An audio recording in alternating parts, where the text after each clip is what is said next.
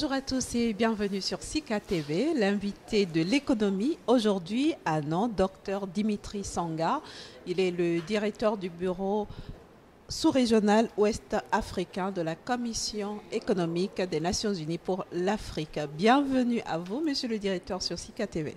Merci beaucoup, c'est un plaisir d'être ici. Alors avec vous, nous allons nous intéresser à la zone de libre-échange continentale africaine. Pourquoi cette zone ? Cette zone de libre-échange continental est une réalisation d'un des rêves des pères de l'indépendance de l'Afrique. Lorsqu'ils se sont réunis en 1963 à Addis Abeba, ils voulaient tout de suite avoir la communauté économique africaine. Comme ils ne se sont pas entendus, il n'y a pas eu unanimité, ils sont sortis de là avec ce que nous connaissons, l'Organisation de l'Unité africaine qui s'est muée en Union africaine aujourd'hui. Et donc, ils voulaient tout de suite que nous ayons un État, que nous soyons une économie, que nous soyons un peuple, et que nous puissions faire le poids sur l'échiquier mondial. Et parce qu'ils ne se sont pas entendus, nous avons aujourd'hui, du moins au niveau des Nations Unies, 54 États de tailles différentes, disparates, d'économies différentes, qui, prises individuellement, ne font pas tellement le poids sur l'échiquier mondial. Nous voyons des grands ensembles en Europe, en Asie, en Amérique. Et nous sommes 54 États disparates, avec des tailles différentes, des économies différentes, des problèmes différents, ce qui ne nous permet pas de parler d'une seule voix et puis de pouvoir bénéficier de tout ce qui se passe au niveau mondial. Parmi les étapes les plus importantes de l'intégration, lorsqu'on regarde que ce soit la théorie ou la pratique, dans la pratique, on est passé au plan de Lagos, on est passé au traité d'Abuja, qui parlent tous de la communauté économique africaine et des étapes pour y arriver. Une des étapes les plus importantes pour y aller, c'est la création de cette zone de libre-échange où les Africains vont échanger les biens et les services sans un droit de douane. Donc aujourd'hui, avec la signature par 44 pays africains déjà de cet accord de zone de libre-échange continentale africaine, nous sommes en train de matérialiser l'un des rêves des pères fondateurs, donc nous allons vers la communauté économique africaine. Alors, si tant est que cette zone était un rêve des pays africains, pourquoi cette réticence de certains pays à signer? On a 54 pays au total, 44 ont signé. Pourquoi les 10 autres n'emboîtent pas le pas aux autres? Je n'utiliserai pas le mot réticence. Je dirais que les pays africains qui n'ont pas signé prennent le temps de regarder les tenants, les aboutissants, prennent le temps de regarder les conditions sous lesquelles ils vont signer cet accord-là. D'ailleurs, lorsque vous regardez ce qui s'est passé à Kigali, nous avons eu 44 pays qui ont signé l'accord tout de suite, mais il y a eu des intentions qui sont bien au-delà des 44 pays. Je pense, on en ajoute encore 6 de plus qui ont dit qu'ils sont en train de regarder calmement. C'est des questions où il faut aller consulter peut-être les autres parties prenantes dans nos pays. Donc je suis persuadé que ce n'est pas de la réticence, c'est une question de temps et les autres pays africains vont rejoindre cette aventure commune. Alors, docteur Sanga, quand nous prenons le protocole de libre circulation des personnes, il n'y a que 27 pays qui l'ont signé. Oui. Nous savons aussi que c'est déjà un frein, non, à la zone de libre-échange? Pas du tout. C'est des questions qui sont sensibles et qui demandent beaucoup de pédagogie, beaucoup de discussions avec les différentes parties prenantes dans nos pays. Nos collègues qui sont dans les ministères du Plan, des Affaires étrangères, du Commerce, sont habitués à ces questions-là. Les institutions comme la nôtre, la Commission économique pour l'Afrique, nous produisons énormément d'études qui permettent d'éclairer ces collègues qui sont dans les ministères pour prendre ces décisions-là. Ils comprennent très vite les enjeux et qu'il n'y a pas énormément de problèmes pour aller vers la communauté économique africaine. Par contre, on ne parle pas que des dirigeants. Dans un pays, vous avez la société civile, vous avez les différentes couches de la population. Donc, il est peut-être nécessaire d'engager des discussions avec ces différents groupes et de leur faire comprendre l'importance d'aller vers la zone de libre-échange continentale. Et je pense que c'est ce que la majorité des pays est en train de faire maintenant. Mais maintenant, si nous voulons avoir une zone de libre-échange continentale, il faut que le Congolais, qui a du manioc à vendre en Côte d'Ivoire, où on fait la tchéké, qu'il soit capable de se déplacer du Congo vers Abidjan sans avoir besoin de visa. C'est ça qui va faciliter le commerce. Voilà pourquoi il a été très clair qu'il nous faut assortir cette signature de la zone de libre-échange continentale d'un certain nombre d'outils, dont la libre circulation des personnes. Là aussi, je pense que c'est une question de temps. J'étais heureux quand je suis arrivé ici à l'aéroport et que j'ai vu que la plupart de personnes invitées ici au Bénin, s'ils sont d'origine africaine et puis qu'ils ont un passeport africain, ils n'ont pas besoin de visa pour entrer au Bénin. Voilà vers quoi nous allons aller. Alors pour en venir à la sous-région ouest africaine, qu'est-ce qu'elle gagne à entrer dans cette zone? La sous-région ouest africaine fait bel et bien partie de l'Afrique.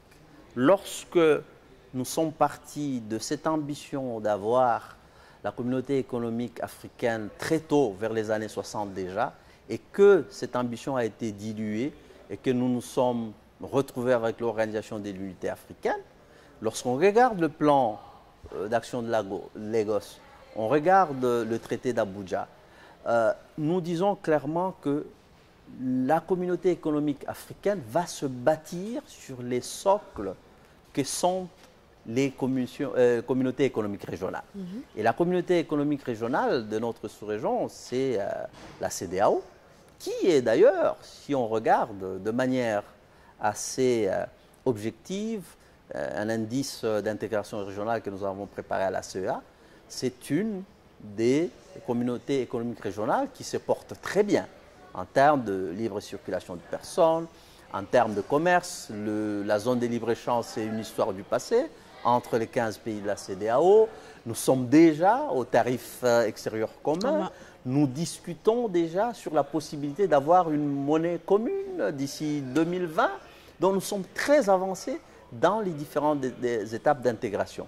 Et donc, il n'y a pas incompatibilité entre ces avancées que nous avons au sein de la CEDEAO et la formation de la communauté économique africaine. Donc nous sommes un contributeur très apprécié à cette zone de libre-échange continentale. Alors au-delà de l'empressement de certains pays à avoir cette zone de libre-échange matérialisée, il y a le fait, la réalité que les pays ne sont pas égaux. Les échanges commerciaux qui se passent déjà ne se font pas de la même manière entre les pays, entre même les régions de l'Afrique. Alors comment est-ce que la zone de libre-échange qui sera mise en œuvre va équilibrer tout ceci? Ce qui décide un homme d'affaires, une femme d'affaires d'un pays de vendre son bien dans son propre pays ou dans un pays à côté, c'est les affaires. C'est le gain qu'on peut avoir, qu'on peut tirer de nos produits. Je vais vous rappeler que les entreprises africaines sont constituées à près de 80% de petites et moyennes entreprises qui n'ont pas la possibilité de se battre, d'aller s'insérer sur le marché mondial facilement. Pour l'instant, malheureusement, les tarifs moyens entre pays africains sont d'environ 6,1%. Alors qu'il y a certains pays à l'extérieur du continent, en Europe, en Amérique latine, en Asie, qui ont des tarifs bien plus bas que ça, qui font que, malgré les problèmes de transport et tout ça, les entreprises africaines préfèrent vendre leurs produits dans ces pays-là que dans les pays qui sont juste à côté. Ce qui fait que notre commerce intra-africain stagne en bas de moins de 15%. Maintenant, la beauté de la chose, c'est que lorsqu'on crée une zone de libre-échange continentale, nous allons créer un marché de près de 1,2 milliard de consommateurs. Si nous avons ce marché de 1,2 milliard de consommateurs, personne ne va résister à un tel marché. C'est la plus grande zone de libre-échange en termes de nombre de consommateurs qui ait jamais existé de toute l'histoire de l'OMC. Ne vous en faites pas, les entreprises européennes, américaines, chinoises voudraient avoir accès à ce marché de 1,2 milliard. Et de ce fait, parce que le bien doit être échangé sans tarif parmi les pays africains, ce qui va arriver, c'est que, quelle que soit l'entreprise internationale qui voudrait vendre son bien à ce marché de 1,2 milliard d'habitants, il va devoir se trouver un ancrage sur le continent. Voilà comment nous allons attirer des investissements directs étrangers, sous forme peut-être des fonds, mais aussi d'infrastructures, de transfert des compétences, parce qu'il y a des règles d'origine qui existent. Hein. On ne va pas fabriquer du lait à l'extérieur du continent et essayer de le vendre sur le continent à travers la zone de libre-échange. Il faut que le contenu soit à un certain pourcentage produit sur le continent. Voilà comment ce que vous prétendez être des petits pays ou des pays qui ne sont pas avancés peuvent profiter justement de cette opportunité offerte par la zone de libre-échange continentale pour s'insérer dans ce que nous appelons la chaîne de valeur régionale. Et comment seront réglées, docteur Dimitri Songa, les questions infrastructurelles, par exemple, les questions d'investissement, qui sont quand même des questions cruciales hein, qui se posent sur le continent africain? Lorsque nous parlons de la zone de libre-échange continentale, c'est une étape dans notre marche vers la communauté économique africaine. Et il est reconnu que ce n'est pas seulement des questions de commerce, mais il y a d'autres questions fondamentales, des questions d'infrastructure, infrastructure routière, infrastructure ferroviaire, infrastructure portuaire, mais aussi et surtout de l'énergie.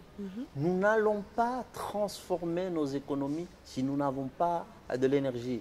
Tout ça fait partie de l'infrastructure. Et donc, l'Union africaine a pensé à tout ça. Il a un gros programme, le programme de développement des infrastructures en Afrique, qui est confié à l'agence du Népal, pour pouvoir entamer les grands travaux qui nous permettraient de relier le continent. Sur le plan des infrastructures routières, on veut qu'on parte du Caire jusqu'à Cape Town. On veut qu'on parte de Dakar jusqu'à Djibouti. Tous les plans sont là. Vous avez entendu parler du corridor Lagos-Abidjan, Abidjan-Dakar. Je suis heureux de vous annoncer que pour le corridor Lagos-Abidjan, il y a déjà des études de faisabilité qui sont avancées, financées par notre institution financière du continent, la BAD. Donc, si nous arrivons à mettre en place ces infrastructures, ça va faciliter le commerce. Donc, c'est un ensemble. Le commerce est une chose, mais il est accompagné d'un ensemble d'outils comme le développement des infrastructures, comme la libre circulation des personnes et des biens, pour que nous puissions aller vers cette communauté économique africaine. Et finalement, quand est-ce que le continent africain va jouir de cette zone de libre-échange? Nous allons le voir très rapidement. C'est quand l'échéance? Nous n'allons pas mettre la charrue avant les bœufs. Voilà, nous avons un certain nombre de choses, il y a des étapes. Là, il y a 44 pays qui ont signé, les autres viennent.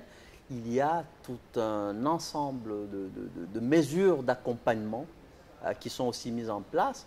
Donc tout ça va prendre corps et nous espérons que lorsque nous parlons de l'agenda 2063, bien avant qu'on arrive là-bas, on commencera déjà à voir les fruits de cette intégration continentale. Une dernière question, Dr Dimitri Songa. Le Nigeria, par exemple, n'a pas signé. Quel regard jetez-vous sur ce fait hein? Je voudrais vous corriger. Le Nigeria n'a pas encore signé. Le Nigeria est parmi les pays qui sont encore en train de réfléchir, regarder les tenants et les aboutissants. Nous sommes conscients et nous espérons que le Nigeria va nous rejoindre très vite. Voilà un pays qui est une puissance non seulement économique mais aussi démographique. L'Afrique ne pourra pas aller de l'avant de manière efficiente sans ce grand pays. En tout cas, nous allons rester optimistes, hein, comme vous, docteur Dimitri Songa. Je rappelle que vous êtes le directeur du bureau sous-régional ouest-africain de la Commission économique des Nations Unies pour l'Afrique. Merci d'avoir accepté l'invitation de SICA TV. C'est moi qui vous remercie.